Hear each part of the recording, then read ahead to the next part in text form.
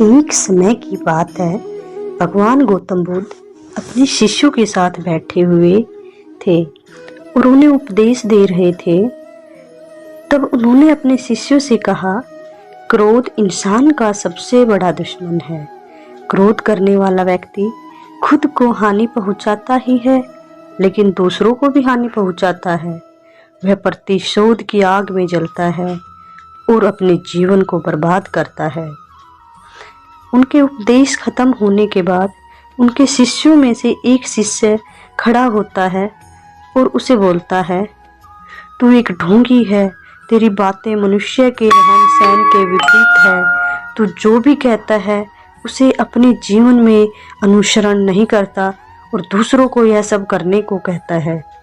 जब उसका यह शिष्य गौतम बुद्ध को उल्टी सीधी बातें कह रहा था, तब गौतम बुद्ध ने कोई प्रतिक्रिया नहीं दी और शांत बैठे रहे।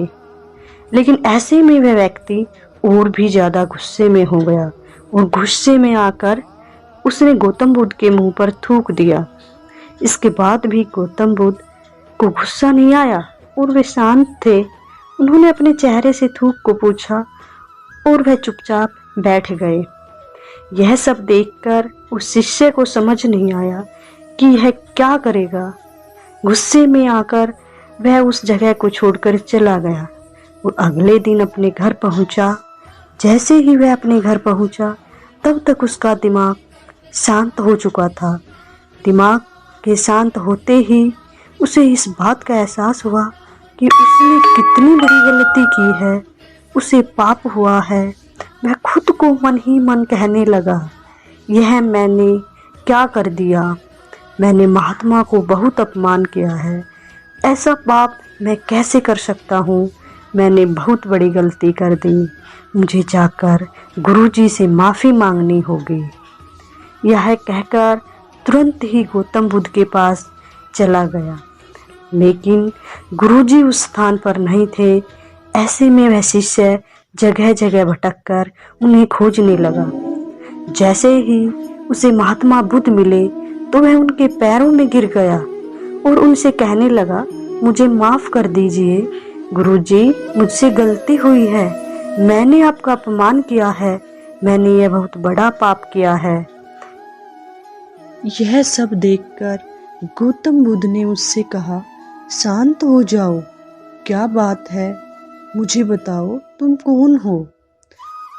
गौतम बुद्ध के यह पूछने पर वह शिष्य चौंक गया। वह सोचने लगा कि महात्मा बुद्ध मुझे कैसे भूल सकते हैं, मैंने तो उनका अपमान किया था। तब गुरुजी ने कहा, यह सोचकर उसने महात्मा बुद्ध से पूछा, मैं वही शिष्य हूँ जिसने कल आपका अपमान किया था और आप इतनी जल्दी मुझे भूल गए हो। तब गुरुजी ने कहा, हमें कल की बातों को कल ही छोड़ देना चाहिए।